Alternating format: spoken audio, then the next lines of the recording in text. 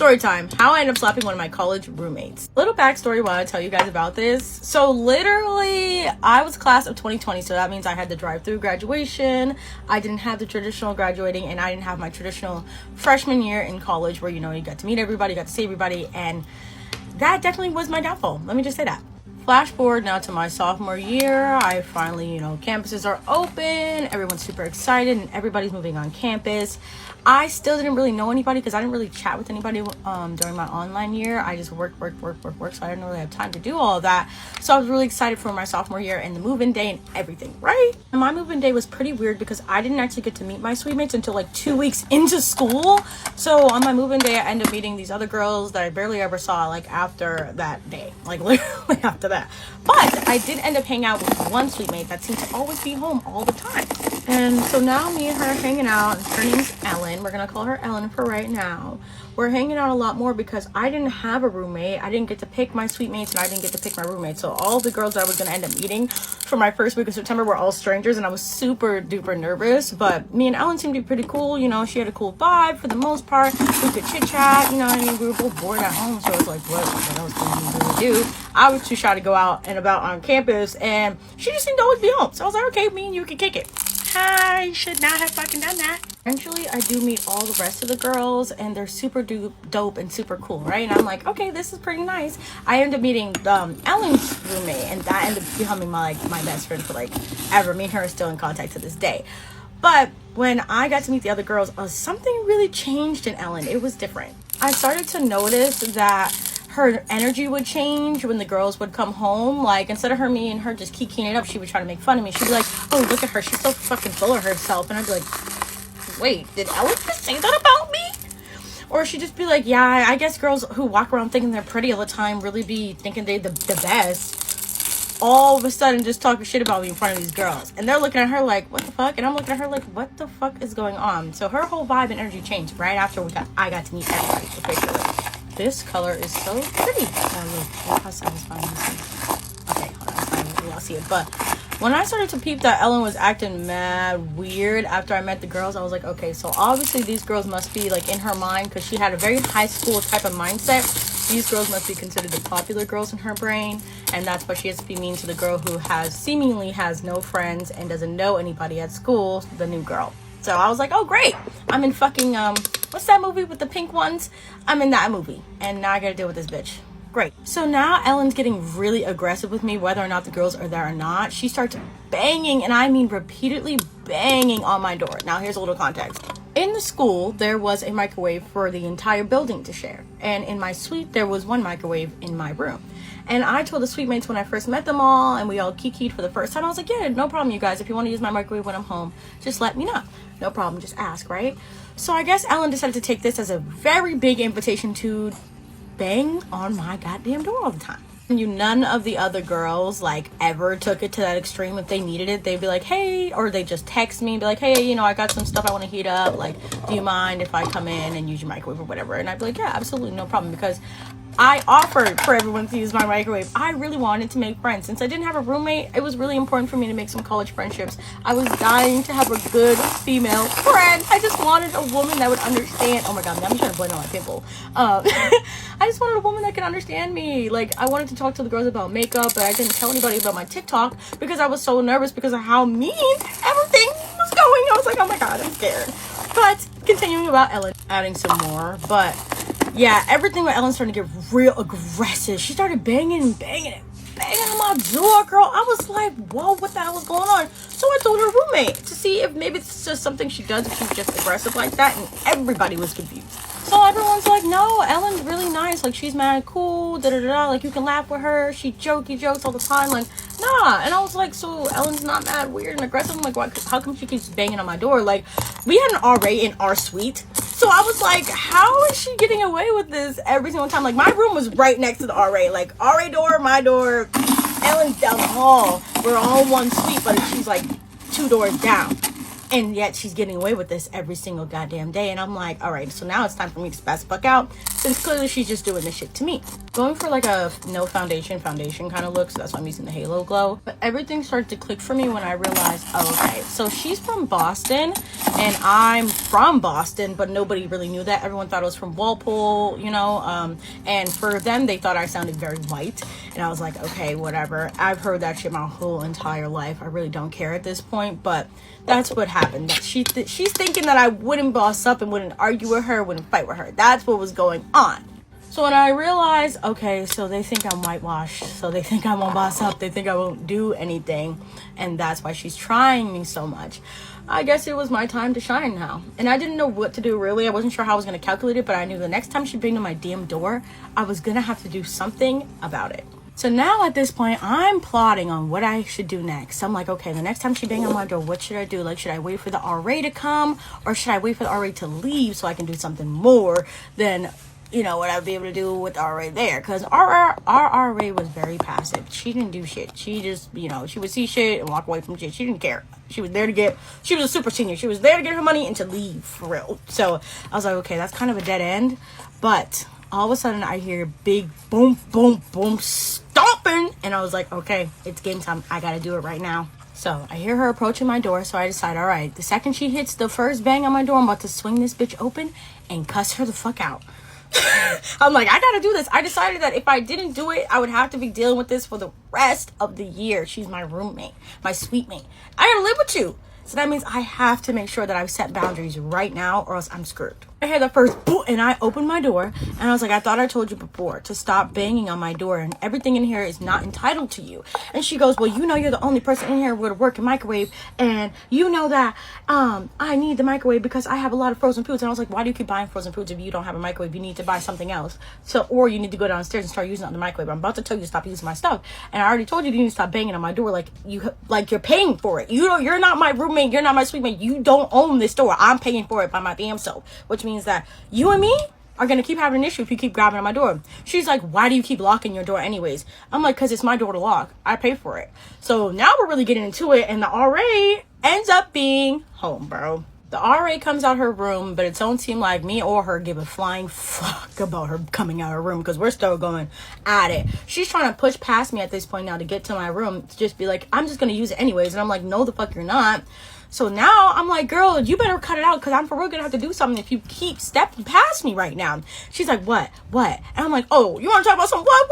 Okay, bitch. So I go, Ellen, you need to relax. And now the RA's trying to jump in like, guys, you know, we don't need to strike, you know, we don't need to be that loud. Like, seriously. She goes and pushes past me again. My hand reach up and slaps the shit out of her. I don't give a flying fuck. I've had several friends tell me I'm very heavy-handed. So when I slapped the fuck out of her, I knew that shit had to hurt. She kind of just stopped in her tracks and looked at me. And I was like, I literally told you to stop fucking banging on my door. I told you to stop. Now I had to do something about it. What?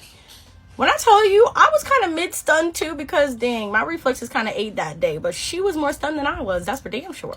Don't do stupid shit if you don't want to get slapped. Now she's shook. The RA shook because she just witnessed, you know, me slapping somebody. So she's like, and I was like, I know, I'm sorry that I just slapped someone in front of you. That put you in an awkward position, but she definitely deserved it. So I know I'm not getting in trouble. In conclusion, she never stole or banged on my door ever the fuck again. So immediately after the slap, me and Ellen started to like kiki it kind of again, but like in a non-chill way. Like we'd only hang out if the rest of the girls were there. We were not hanging out with each other alone. It was just not going down anymore. But I started to get really close with her roommate. So one night while me and her roommate are hanging out, we decided that we wanted to try edibles. Now I never had an edible before, and she was going to be the first person to ever give me one and experience it with me, and I felt really safe with her. So I was like, yeah, this is going to be a great idea. Ellen decided she would not take an edible, okay? You guys remember that. So me and the roommate decided to take the edible or whatever. We're chilling, we're hanging out, waiting for it to kick in. It's my first time ever taking weed or anything like that. So I was really nervous. I was like, oh shoot, like what's gonna happen? But I was also like really excited because I was geeked that I was able to try something new. Like I really wanted to go to college and experience something, and this is what I wanted to experience. Now Ellen was kind of just sitting and chilling, like she wasn't really paying attention to us much, and she was debating on whether or not she wanted to take the edible. And we were like, maybe you shouldn't if you're so nervous about it. Plus her religious views, she said that, you know, it might be not okay with her God. So we were like, okay babe, maybe don't take it, right? So maybe after an hour of us on this edible, we're kind of chilling, we're starting to laugh a little bit more, and Ellen decides she also wants to take the edible now. So we're looking at her like, are you sure? And she goes, absolutely yes, let me take the edible with y'all. And at the same time, other girls come home. Now let me be very clear, okay? That edible was a 5 milligram. It was not strong whatsoever. I took it, got up, and came down almost immediately after, all right? So keep that in mind.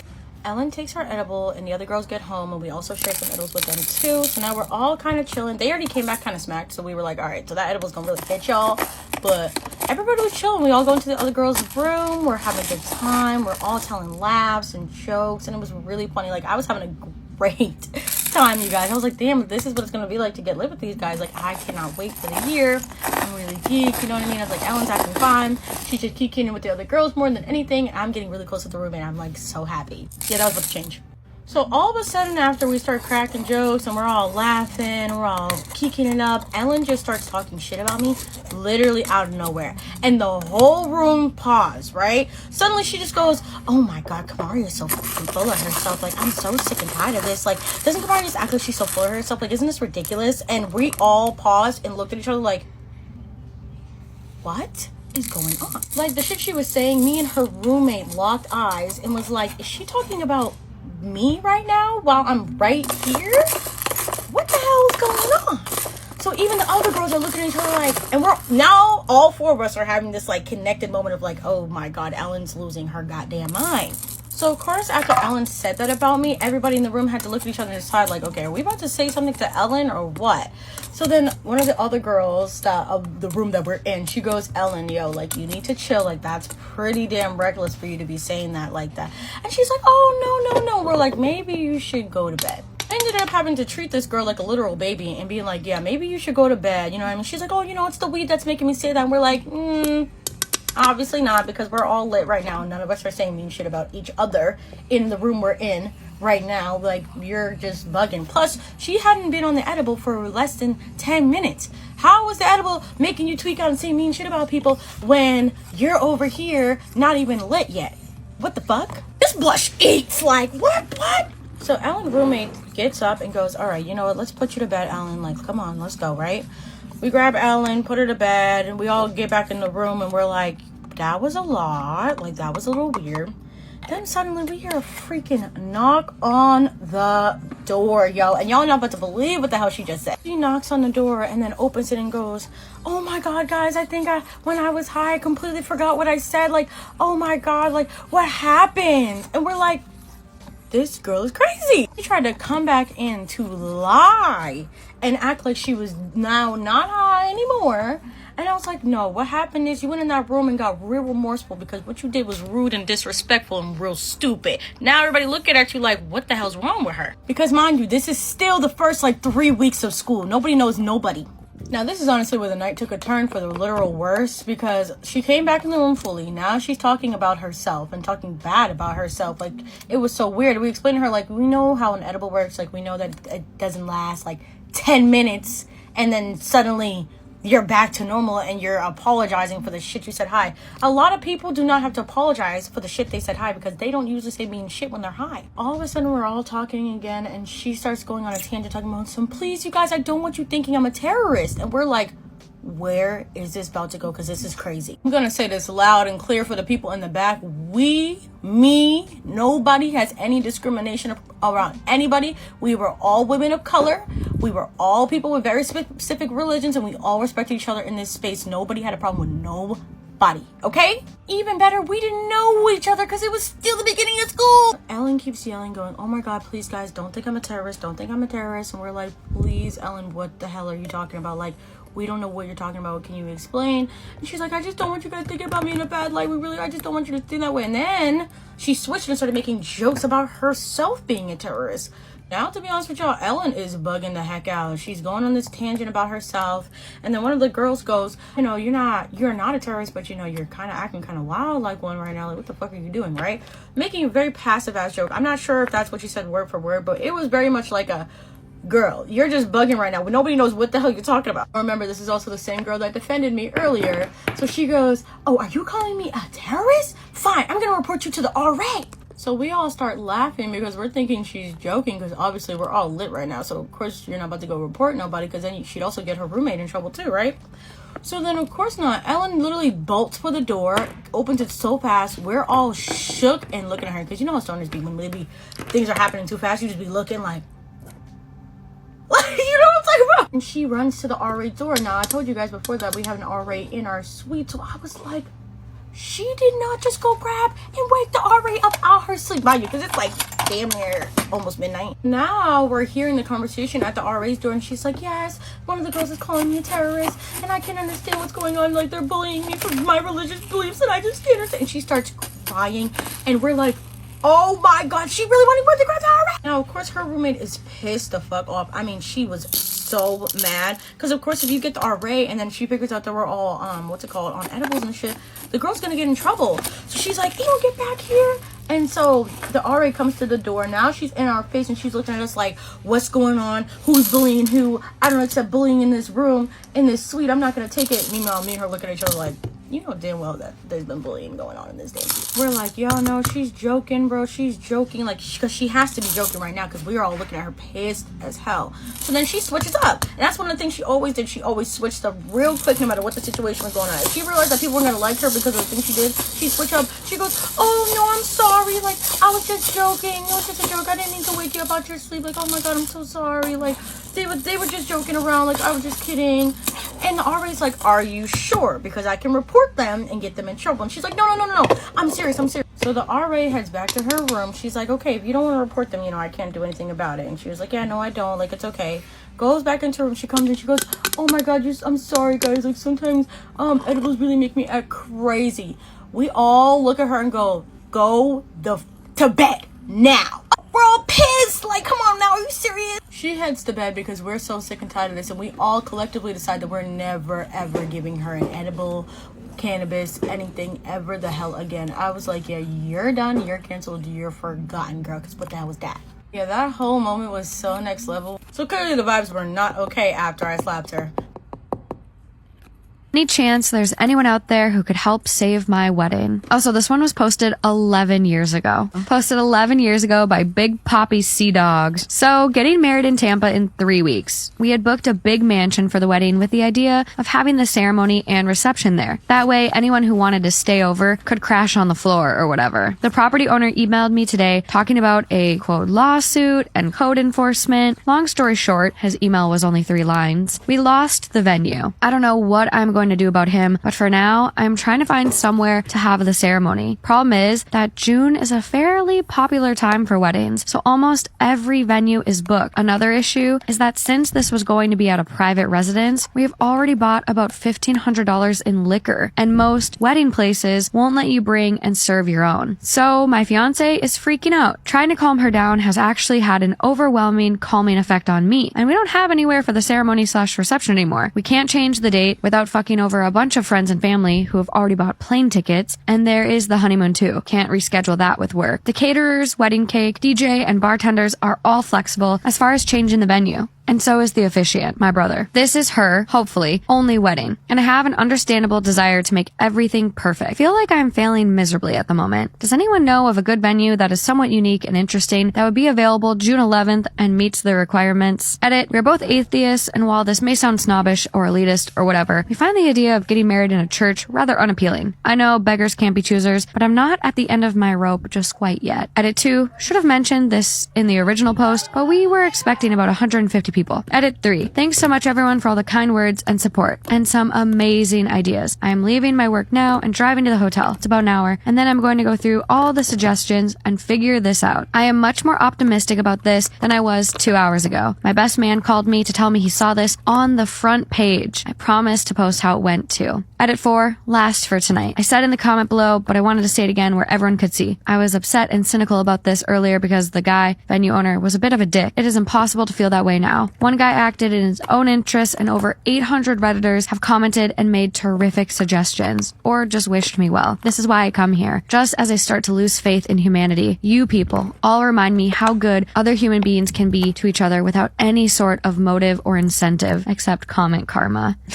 Thanks so much to everyone for your suggestions and kind words. I again promise to post pictures of the special day and update with something more than it went okay. Update. I'm the guy whose wedding venue canceled on him 3 weeks before the big day. Here's how it went. All bold, caps lock, awesome. I can't even say, quote, it went okay as a joke. It was epic. We took the have it in a field idea and really ran with it. After 3 solid weeks of work, cleaning and prepping, my wife's uncle's farm was ready for action. It was a big property, and he has horses, cows, pigs, and goats. We cleared out a cow pasture for parking and set up a tent by the stables. The stables were filled with his best horses, and one of the stalls had some week-and-a-half-old puppies that were just born. We moved the wedding from 6 to 7, and the weather was perfect. Not a cloud in the sky, and the breeze started up about 30 minutes before the ceremony. Since we didn't have to drop any money on the venue, I got it all back from the rich doctor who canceled on us, we were able to have other stuff. Some of the highlights of the evening included amazing food and a shitload of liquor, which makes everything better, a roasted pig, 2 bounce houses. Holy shit, was that the best idea ever? I'm doing that. Carrot wedding cake, a big ass fire, complete with s'mores. S'mores? Why did I say it like that? Oh my god. S'mores. Mini petting zoo with goats, 2 big air conditioners for the tent. More shit I am sure I'm forgetting. Even without all the stuff, it would have been the best night of my life, committing to someone I love so much. But it was great to be able to come through and pull off something so wonderful. Thanks again for all the help and support, Reddit. You guys are the best. Who drove me a little bit crazy yesterday? Take a wild guess. Take a wild fucking guess. My mother. I love that woman to death. I truly do love her to death, besides what you think of what I say about her on here. But she drives me just fucking crazy. So yesterday, I was looking up facials because I'm going to get a facial today because obviously, I'm breaking the fuck out. I need a facial. See, I actually think this is like the best the light. I hate that fucking light. I hate that fucking light. Because my mother and I were on FaceTime and I'm like looking up these facial places. I'm like, okay, so what should I get done? Because this bitch like knows facial. She knows what she's doing. I'm like, so what should I get done? She's like, that one sounds good. She's like, how much? I'm like, well, it's $400. And she's like, oh my God. She's like, Olivia, why the fuck would you spend $400 on a facial? I don't care how much money you make. Why the fuck would you do that? I was like, 10 seconds ago, you literally just told me it was fine. I was like, it's $375. And she was like, oh, that's perfect. Like, that's such a good price for what you're getting. And I was like, okay, good. Like, whatever. My mom agrees with it. Like, that's great. I rounded up $15 and gave this woman an aneurysm. She was like, you're so irresponsible with money. First of all, no, I'm not. Second of all, why did you just say that was a great deal for a facial? Like, she's just, something has to be wrong with her. Just a little bit. You guys should have heard us fighting on the phone, though. I was like, Mom, I told you I'm in my skincare era. Like, I'm in my fucking skincare era. And because I honestly, like, I want my skin to be super clear so I don't have to wear, like, as much makeup, get, like, fake eyelashes, like, eyelash extensions, and just be good and not have to wear as much makeup. But then again, I do love doing a beat. I was like, I don't give a fuck what era you're in. You're not going to spend $400 on a facial. I was like, this is a bold statement coming from a woman who does not pay my bills. I pay my bills. And let me tell you, I could get the $400 facial if I really wanted to. But then she gave me anxiety because I was like, okay, maybe I won't. So I'm getting a different facial. Okay, so my hair just hates me today because, like, what the absolute fuck is this? I slept in those fucking braids. I've been walking around with braids all goddamn day, and this is what the fuck I get? The reason her yelling at me about a facial is so fucking funny is because not even 10 minutes later, she was like, are you gonna book the home for our vacation? Because I'm taking my mom and my sisters on vacation. She's like, are you gonna book the home? I was like, let's book the home. Olivia, make sure it's on the ocean. Make sure it's on the ocean. And I was like, this bitch has some nerve. He's gonna call me irresponsible with money, but I have to book this woman a villa on the ocean. Be so for real right now. I love her to death, but Sissy and I talk about this all the time. It's just like, she has those little outbursts, and we call them her mental illness outbursts, because it's just like, what the fuck? And guess what, guys? Guess who she talked about the entire FaceTime? The boyfriend. She kills me when she talks about him because she's like, Olivia, he's the nicest man I've ever met. He opens my car door for me. I'm like, Mom, the bar is literally in hell. If him opening the car door is the most magical thing you've seen in this fucking world. She's like, Olivia, I've never had anybody open the car door for me. I said, okay, then you've dated the dumbest fucking losers in the entire world. Mind you, I know all the dumb fucking losers she's dated because it was like my father and then the weird other man she brought around. I'm making my hair 20 times worse. Like, put me in prison. This hair is fucking rough. I kid you not, all he does is open the car door, and she's like, he is the most amazing man I've ever met. And I'm like, why did you just accept the bare minimum your whole fucking life? Like, what? This is the most amazing thing you've ever seen? I said, we need, stand the fuck up, mom, stand the fuck up. I'm meeting the boyfriend soon, and I can just tell she's really nervous because I'm a bitch, and I just find it funny every day. I'm like, I'm gonna meet him, and I'm gonna be like, hi, dad, like, how's my new daddy doing? I hate this life. She'll laugh and she'll be like, I'll fucking kill you if you say that to him. I'm like, but how funny would it be if I was like, Dad, my new dad. I meet this man soon, so I'll let you know if he better open my door with his fucking teeth. I have the highest expectations meeting this man. I'll tell you something, I'm never braiding my hair and sleeping in it again, because how the fuck did we end up here? How did we end up here? Honestly, low-key a slave because I am stunning. I put vegetables in all my food to stop my roommate's kid from eating it. Mom threatens legal action. I, 26 female, live in a rented house with a single mother, 30 female, and her son, 6 male. I had another person living with me, but they moved out, and the mother moved in. I don't mind living with her and her kid. It's okay, and we do our own thing. I spend a lot of time at my boyfriend's place or work. Our work schedules collide, so we don't interact much, but when we do, it's okay. No issue there. I want to start by saying she struggles financially, but it isn't an excuse. I don't make lots of money either. However, I've noticed that my food would go missing or portions would be taken. I assumed it was her kid, so I asked her if she'd stop him from eating my food. I was calm about it, and she just said she would. It didn't upset me when it first started. It started getting annoying when I got home from work and expected to have a meal's worth of leftovers in the fridge only to see it picked through or gone. I kept bringing it up, and she started getting annoyed with me bringing it up. Observing them, I realized that neither of them ever eat vegetables. And judging by the food that would get picked through and the food that would be untouched, anything with green in it was avoided. Orange chicken would be gone, but chicken and broccoli would be new. So I started putting vegetables in everything. I find vegetables to be delicious.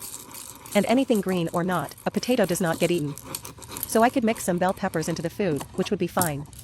I make a significant portion of vegetables frequently anyway, so I just put it in everything I eat. If I had leftover mashed potatoes, I'd pour green beans in and mix it up. If I had leftover cheesy/bacon fries, I'd pour broccoli all over it and mix it in. Usually, my homemade stuff has vegetables, but I started ensuring everything did. I made a pot of mac and cheese, the kids' favorite thing, and poured in roasted Brussels sprouts, which is delicious to me, and I'm eating more vegetables, so it's a win-win. She seemed annoyed, but we were all home when I made the pot of mac and cheese. She was in the living room and saw me get out the Brussels sprouts and was like, "What are you going to do with that?" And I poured them in. She said I was being greedy and annoying. I just said, "I like Brussels sprouts," that was it. She said, "We need food," and I told her to get some. We're stop buying only prepackaged things, and her money will go further. I think she sees this as some significant act of revenge, but I just want to be able to eat my food. Sharing is not the issue. It's expected to have food there, and it's not. So often, I'd be working a long day and get home expecting to have a meal's worth of food, and it all be gone. Or I wake up in a rush and have my food ready to eat in the morning, only to find it gone. So now I have to skip breakfast. If she would text sometimes, "Hey, is it okay if we eat a food item?" I would know and know to make other plans. I would stop for food or realize I have to whip something up when I get home. Also, eating the last of someone else's food is crazy and rude. Sure, if someone makes a big pot of something and you ask for a serving. But if someone made something and there is one serving left, and you eat it without permission, that is evil. Final update, I put vegetables in all my food to stop my roommate's kid from eating it. Mom threatens legal action. So I have been steadfast in putting vegetables in everything. I put vegetables in things I've never even thought of. This has continued, and the mom calls me a jerk, but will not verbalize that she is eating my food. She sees me making lasagna and adding celery and bell peppers in the layers of fumes off to the side. The only thing I can't add vegetables to is snacks like chips or if I bake brownies or cookies. However, this is easily remedied by putting baked goods in Tupperware and keeping them in my room. Same with chips. As I have previously stated, sharing is not the issue. Recently, the kid knocked on my door and asked if he would have a microwave popcorn bag. I said yes and gave him one. All of this would be way less annoying if she'd texted, "Hey, can I have some of this?" and waited for my response before helping herself. I feel for the mom because she struggles with cooking and trying new foods. She is older than me and winces at the thought of biting into anything green. And it is spreading to her kid, but it's no excuse. A few days ago, I made taco meat out of ground beef, and she was looking without looking like usual. She was off to the side, watching my every move, but trying to look normal. I made a dish the day before that involved sautéed mushrooms and cut up peppers. So when the meat was almost ready, I opened the fridge, and she freaked when she saw me holding the mushrooms. She said, "Son's name, hates mushrooms." I poured them into the pan and mixed them with the cut-up peppers. This caused her to react in a way I'd never seen from her before. She was yelling and stomping around the kitchen while the kid just watched. Felt bad for the kid to have to see his mom like that. People were worried about her tampering with my food. I don't think she's the kind to do that, but if she did, I would report that right away. She was flipping out but didn't snatch my food or knock anything over. She was opening and slamming cabinets, and it was all ridiculous. Then she started going off about how she would get the authorities involved. I just told her sure and that she needed to relax. She seemed genuinely upset and stressed, and I said to her that being a single mom is hard. Still, she needs to use her government assistance more responsibly. She'll come home with cold mac and cheese, sushi, and chicken from the grocery store, prepared foods, and blow all of it on that. I suggested food pantries and buying ingredients that last a while, like potatoes. She said I was being condescending and I always had food to eat. This addresses the just make a portion of your food and set it aside for her and the kid. I do not make enough money to feed 2 other people regularly. If now and then she asked for some of my leftovers, sure. But this is a consistent thing that was happening. It's not as simple as giving her leftovers that I won't eat anyway. If I make a pot of something, I expect to live off of that for the next few days. If it is eaten, my money is messed up, and I have to go shopping again and budget for more food. It wastes my time and money.